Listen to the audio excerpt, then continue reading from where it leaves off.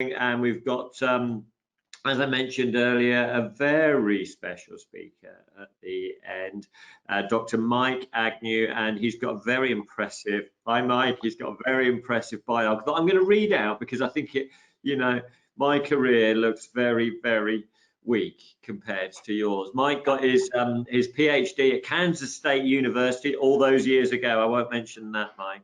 Thank you. Yes, in terms of his work experience, became an associate professor, turfgrass specialist at Iowa State University, and then sort of broadened his role into horticulture towards sort of mid to late 90s.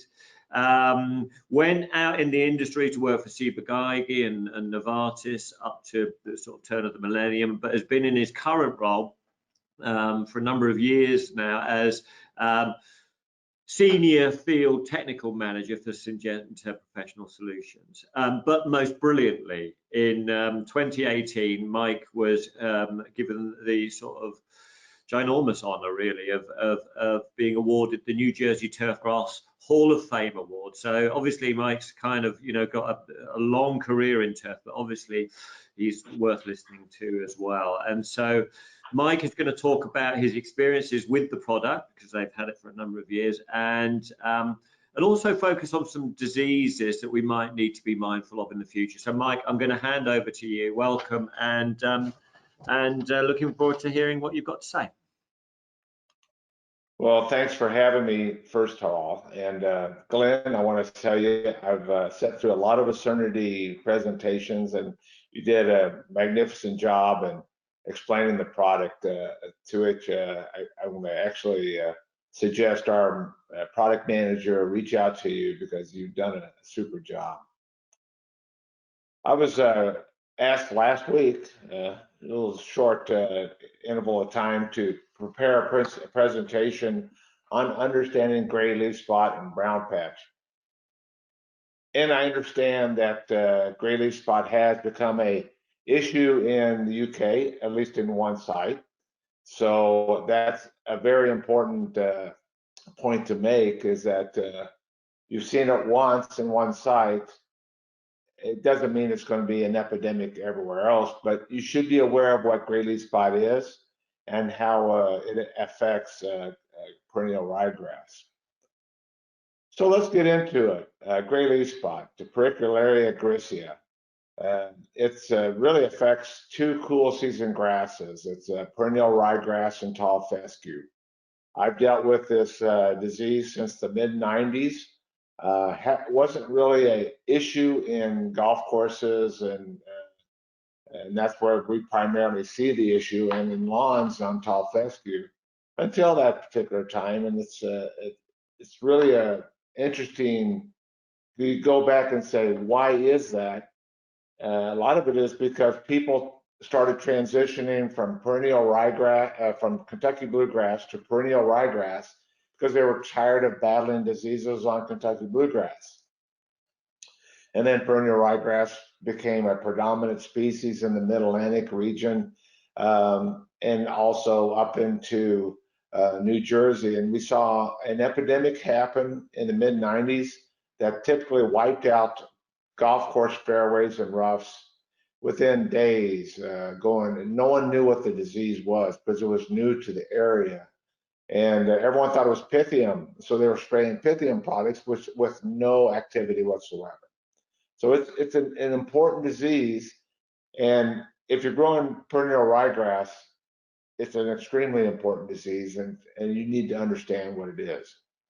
In the United States, it occurs in the summer and the fall, and people think, oh, it's just a drought summer disease, but this disease can linger up to the first frost. And by that, I mean, it manifests itself into some really damaging situations. Conditions favoring the disease, right here is extended periods of heat and drought stress in late summer is what helps the disease manifest itself in the stand. Development in perennial ryegrass can happen under colder weather, as I just said, and well into late fall. So when we do trials these days, we monitor those trials all the way to the first frost so that we can get a good understanding of the pathogen.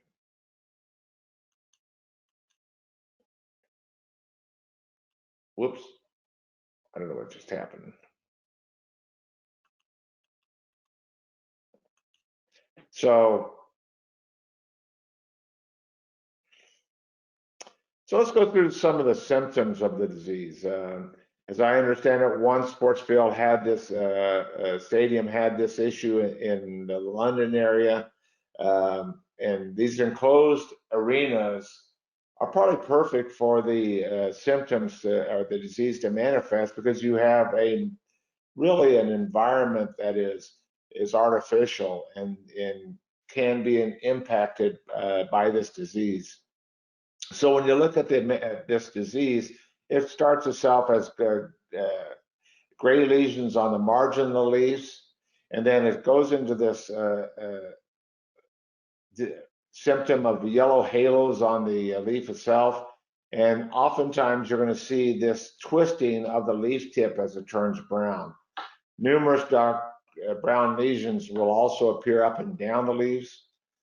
So it's one that you need to identify early, because if you identify it early, you may have a chance of controlling it from spreading throughout the turf grass area. So in the early dawn, there you go. The phone's ringing, don't know why. So in the early dawn hours, leaves will have a purple appearance due to the production of a multitude of spores. So as the spores develop, it's really a purple appearance. Under less severe conditions, turf will appear thin and yellow, and you will see this thinning happening. And the grasses that are left will be non-ryegrass species, and this happens to be a rough in the Maryland area, where you can see the disease was taking out all the ryegrass, leaving other species unaffected. And it looks like a drought-like appearance. So the disease cycle. And this is important to understand the disease cycle. Pathogens survive adverse periods in dormant mycelium and infested leaves and plant debris. As mentioned earlier, Acernity actually has the capability of having activity on organic matter. So that's a real positive when it comes to the control of this disease over time. Conditions conducive for the pathogen growth. Typically, you want temperatures of 28 to 32 degrees centigrade and continuous leaf wetness for 9 hours. Under cooler temperatures, where you have between 20 and 23 degrees centigrade, we've seen continuous leaf wetness of 21 to 36 hours manifest in this disease activity. Conidia on the leaf are produced during high periods of high relative humidity and moist leaf surface. And so, simply said, you need to have continuous leaf wetness and the right condition, temperature. So you need that part of the disease triangle, the right conditions. Alternating wet and dry cycles over time are ideal for this condition of the spores and new tissue. And I know that we've had summers where we had drought. 2 years ago, we had a summer where it started raining in June and didn't stop till the following May. And gray leaf spot was probably one of the worst epidemics in recent history I've seen in the eastern seaboard of the U.S. We saw disease from Virginia all the way up to Maine. So we're talking probably as far north as Manchester in the UK, having some pretty severe disease because of the conditions. So one of the things we want to do in managing this disease is to avoid practices that promote rapid leaf growth during infection periods. That includes things like this disease typically will increase with nitrogen rate. So the more nitrogen you put on the turf, the greater the potential for the disease to happen. We also know from trials and observations on golf courses that the higher the mown turf, the more susceptible the turf is to this disease. So we've a lot of what we do in trials is look for areas where the area is mowed a little bit higher because they're going to get a better take on the disease when they try to get disease. The other factor is newly established turf is much more susceptible than mature stands. And I'll show you some data to point that out because I do research at Rutgers University every year in New Jersey and University of Maryland in Maryland. And one is a mature stand, the other is seeded every summer for the disease, and we'll get into that in a few minutes. We do a lot of trials. When this disease happened in the mid-90s, Rutgers University, through their extensive breeding program, established cultivar trials for perennial ryegrass for susceptibility. And they're able to find different types of grasses that are able to maintain well. And you can see the gray leaf spot all the way around this turf grass plot. But these cultivars in here, there are many that are resistant to gray leaf spot. So that's one of our recommendations all the way at the bottom here is renovate damaged areas with cultivars that are known resistance to this disease. And going up to the top here, limit drought stress and extended periods of leaf wetness. So that's pretty difficult. Sometimes you don't have control of the extended periods of leaf wetness, and sometimes you don't have control of the drought stress either. But the key is to water the turf thoroughly and as infrequent as possible to maintain good growing conditions and optimal water levels. As far as nitrogen goes, avoid that high nitrogen, medium to high nitrogen during the midsummer when the temperatures and humidity are optimal for disease development. So this would help prevent the disease from taking hold of lush turf grass. So I would also recommend using a slow release nitrogen source in midsummer. That helps keep that progression of release of nitrogen at a high level. So it's a great way to maintain it. When disease is active, mow the canopy when it's dry only and remove clippings. When you spread the clippings, you're going to spread the disease. And if it's wet, you're going to have a greater potential of getting those spores into the mowers and moving it down. I've seen many examples of this on golf courses. You can see where they mow through wet areas and into dry areas and spread the disease into areas that shouldn't have had the disease.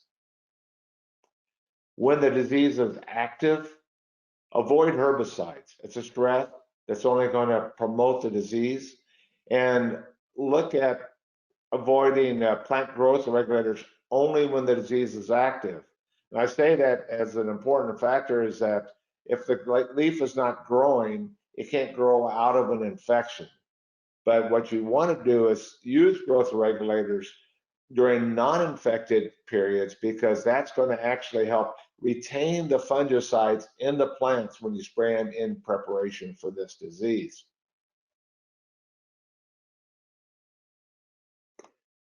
So as I looked at the information that's in the UK and I tried to look at what we have in the United States, I saw 3 active ingredients that have excellent activity on gray leaf spot. We use Medallion, we call it SC in the United States, you call it TL. We use Heritage, WDG, and equivalent to your max formulation. And we also use an Cernity. Cernity is relatively new to the gray leaf spot market, but in all the trials and all the uses that we've had, I've never had a complaint on its control. And in fact, I've had nothing but positive responses. So the one thing you have to do in a disease control program, if you want to build one that controls gray leaf spot as well as brown patch, as well as leaf spot, as well as other diseases on sports fields, for example, you want to make sure you use an appropriate systemic fungicide on a preventive basis.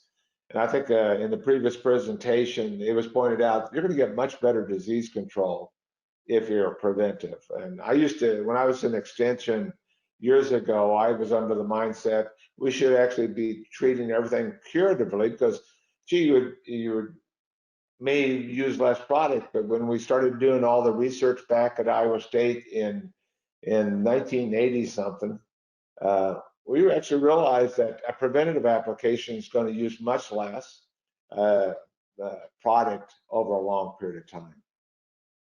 Unfortunately, there's times where you need a curative control, and tank mix. I like to tank mix an effective contact with a systemic fungicide, and Acernity has that contact activity, and it also has that systemic product within it. So both diphen and solatinol are systemic products, and they both really are very slow moving up there, so up in the leaf, and consistently moves in the leaves, and it makes a great product for early curative. And remember that infected turf will also be more prone to natural infections of other diseases like any of the rhizoctonias, brown patch. And remember that when we talk about brown patch later, it's the same disease that actually affects cool season brown patch. We see that in controlling all different types of brown patch, from whitea patch to brown patch to large patch and warm season grasses. I want to look at a couple of data points for each one. It was mentioned earlier that we started really looking at Acernity back in 2011. This is supposed to be 2013, by the way. So no, actually, this is Medallion. This is 2003. And we actually evaluated, before we actually looked at gray leaf spot, on what rate did we need for control of gray leaf spot. And we found that we could reduce the amount of disease with the ultra low rate of 381 grams per hectare of active ingredient, 70-some% from in a natural infestation. This is what the levels we were battling. This is in a mature turf grass stand and looking at this type of disease. Obviously, if you increase the rate, you're going to get better control. And when you look at the rates that we have in the U.S., I meant to mention this, is that you have 3 liters, that's equal to 375 grams active per hectare. Our low rate for a Medallion is 398, but in our Enstrada rate, we go all the way down to 200 grams of Medallion. So it's a very efficacious material. And for Heritage, we typically run at our low rate is 300 grams active ingredient, but we actually have label rates in combination products where it is only 150 grams, providing excellent control. And essentially our rate of Acernity is equal to what you're seeing on a ratio basis with the US rates, and I expect excellent and similar levels of control. So we've done a lot of evaluations, and it's great that we're able to have higher rates in the U.S. And the higher rates means you're going to get a more robust control. But quite frankly, Heritage WG is given excellent control at the low rate on a 14-day interval, and we're seeing this under some levels of gray leaf spot where almost 100% of the plot is obliterated under some natural infestations. Previously, we used to have to inoculate. We don't have to inoculate in the U.S. anymore. The disease is that prevalent on the entire eastern seaboard. So in 2010, that's when we started our first solatinol trial with gray leaf spot, and about 75 gram active ingredient rate was a target rate that we had for solatinol, and we compared it to Heritage TL, which is our liquid formulation of Heritage, and it was showing that the solatinol was much more effective than even the Heritage TL. So you have a solatinol product that I think is by far one of the best materials I've seen come out of the market for this particular disease. And we have a lot of SDHI fungicides in the U.S. And this is probably one of the only ones that has consistent activity on this disease. Maternity rates, looking at Rutgers University in 2020. So this was seeded this past summer, June 15th. And so it's a new stand. And the first application was made July 16th. So that's only a month later.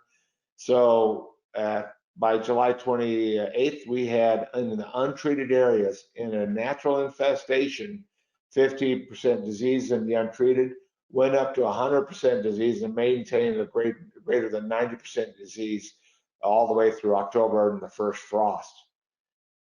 This was this is what you expect with a Serenity under a newly seeded area. You're not going to get 100% control. You're 70 to 65 to 7% control is all you could expect if the grass is that young when you see that infestation. However, when you go to a mature, but the difference is very important.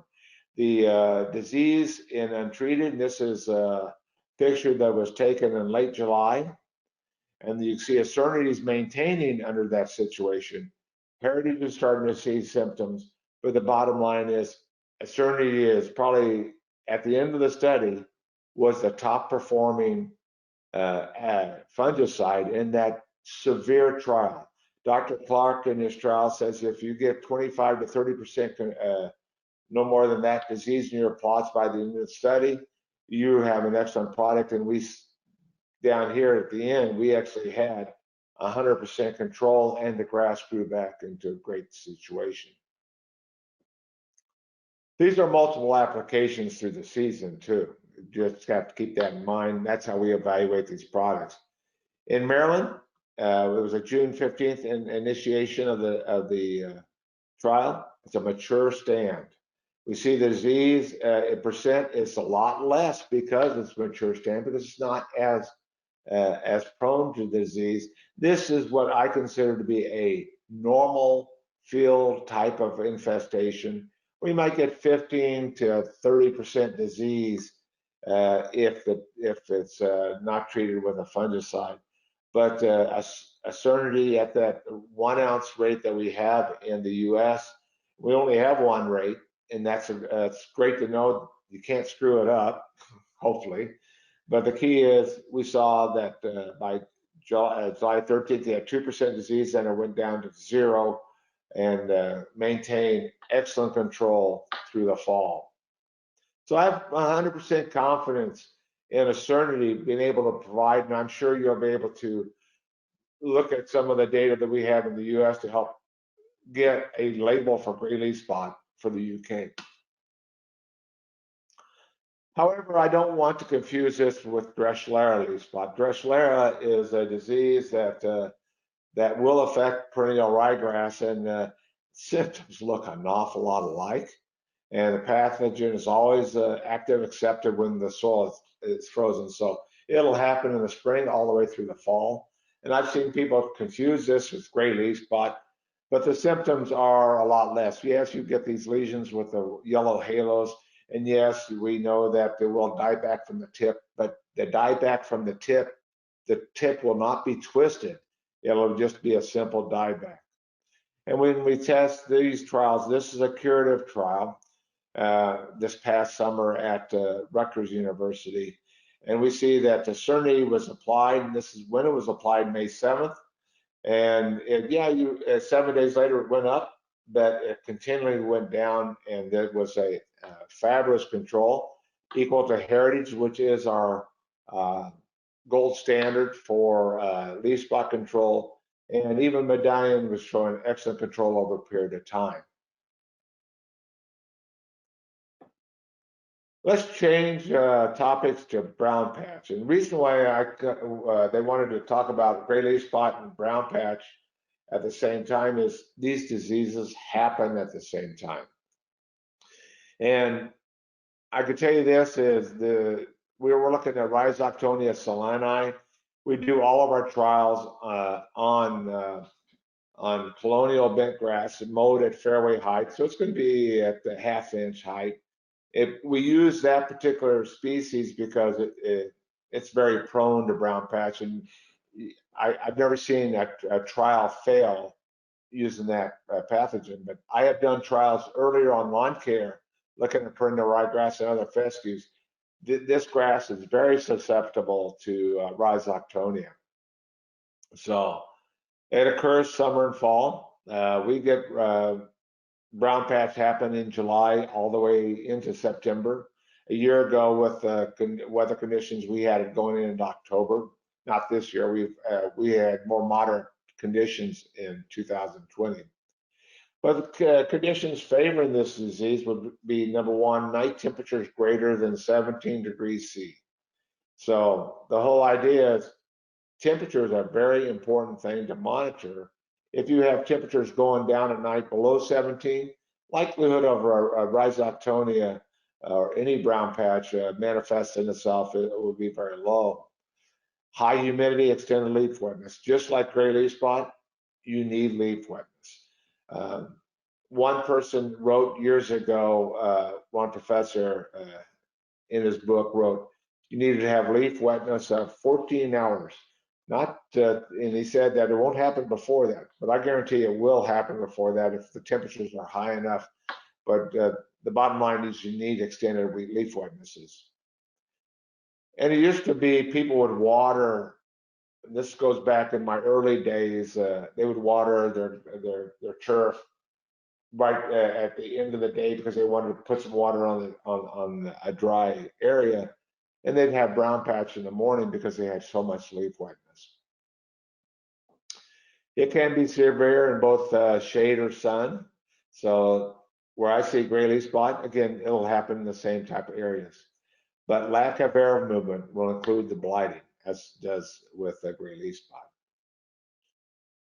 So again, goes right down the same line as gray leaf spot. Infection severity is greater under grasses grown under high nitrogen fertilization. So during the summer, you want to either use slow release nitrogen sources or back off on the nitrogen rate.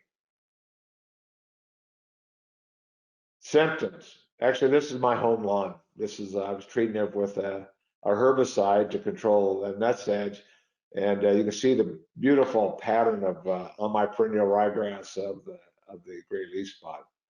So the initial symptoms are circular, blighted areas of grass with a diameter of a few inches to several feet. Typically on lower mow turf, that is a perfect ring that you can see. Oftentimes you would never see the ring like I do on this 2-inch high perennial ryegrass on my lawn. The edges of the patch will exhibit a blue, gray, or black smoke ring, and each individual blade will appear as a small, dull tan lesion and progress to a brown, dried out appearance. Management tips. This is a picture from this summer at Rutgers University showing an excellent picture of brown patch on colonial bentgrass. This is what we mean by perfect round symptoms, and going from small, medium to quite coalesced to large. In my recommendations and our recommendations is Syngenta use slow release nitrogen sources during the periods of infection. Avoid medium to high nitrogen levels during the midsummer. Mowing when disease is active. Do not mow when the canopy. Always mow when the canopy is dry and remove clippings. And in this case, you want to avoid the higher mowing heights, just like you would with the gray leaf spot, because it's less prone to activity, especially on perennial ryegrass. Improve your drainage, irrigate at dawn, and minimize leaf wetness. Same 3 active ingredients are labeled for brown patch in the United States. So we have same tip recommendations on preventive and curative applications. And when we look at this disease, this is where we've done trials at 150 grams of heritage of active ingredient per hectare of heritage, providing outstanding control of brown patch. So we have 3 products that are excellent for the control of brown patch. This just happens to be a Cernity right here, the Cernity at 1 ounce, applied either on a 14 to 28 day basis. That's 75 grams active ingredient. We've done 3 applications and 2 applications based on a certain period of time. In the US, we'll be able to use up to 4 applications of a Cernity a year. And when we talk about resistance management, I'm not worried about resistance on brown patch, but I definitely am worried about resistance on gray leaf spot. So we want to maintain a minimal amount of SDHI applications on a particular site. But this is fabulous control of brown patch. And when you look at the disease, the level of control, so you can extend the interval with a Cernity at this particular rate and expect to get excellent brown patch control. With Heritage Max, it's one of those products that Heritage, when it came out in 1998, I think, 99, was the best Rhizoctonia brown patch material on the market, and it still is. A Cernity has given a run for its money, and we're seeing that in the same trial this year, looking at the rates, it provided excellent control under the same adverse conditions. I want to end here with this particular slide. Well, I'm probably pointing to one more, but developing a plant protection program, and this goes to a lot what Glenn said, is important for perennial ryegrass. You want to make sure you have the best knowledge of what disease happens on your site. Target those applications based on your historical data. Monitoring weather is going to be your friend, and be ready to adapt your programs to unusual weather conditions. Where I've seen people fail in programs is when they're unwilling to adapt, because sometimes weather will outweigh any fungicide application you make. And it's just too much pressure for an extended interval, for example. I always tell people to map out their fungicide program, alternate fungicide chemistries. For a gray leaf spot, never exceed 21-day spray interval. In fact, I prefer at a 14-day spray interval. When you look at all the trial data over the last 20 years, you'll always get break with 21 days. You can get better control with a 14-day. Shorten your spray intervals always when conditions is favorable for disease development. That's just common sense. If you don't want to challenge a fungicide on the last 3 days of a 21-day interval with heavy disease pressure. Well, we know that early curative applications will likely result in some plant death. The key is to maintain fungicide applications on a 14-day interval, and it will come back to a point where it would be good for control.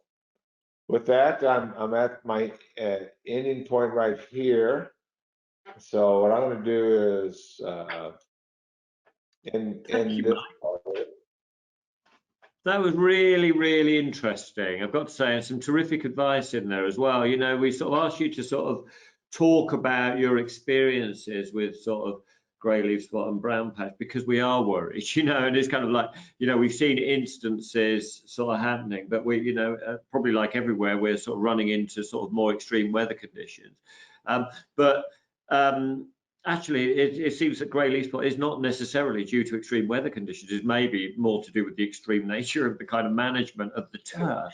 And, well, you got to have the host, right? You got to have the host. And number one, you have the host. You got perennial ryegrass. Yeah. You had weather conditions this year in London that were conducive for the disease, but you also have to have the pest. Where did that come from? Yeah. Well, typically, where I see that coming from the south. In trade winds that come north will bring this spore up, and once they get embedded in the turf, they'll stay there. Yeah, and that's kind of what's happening. It was interesting to hear that sort of your epidemic kind of travelled northwards. We're getting that, you know, from southern Europe up through France. There's increasing levels of reports of the sort of disease travelling north, and then all of a sudden we get an outbreak in London, and we're dealing with sort of young stands. We're dealing with probably high nitrogen inputs and sort of leaf moisture as a matter of kind of routine, and so we are at risk for some of these kind of serious outbreaks occurring. But it's really good to hear that actually, with good integrated strategies, but also the fungicide portfolio that Syngenta have, we have all the tools available to us to be able to deal with this in a kind of really effective way. Absolutely. And people have learned to back off on nitrogen a little bit. Some people just can't.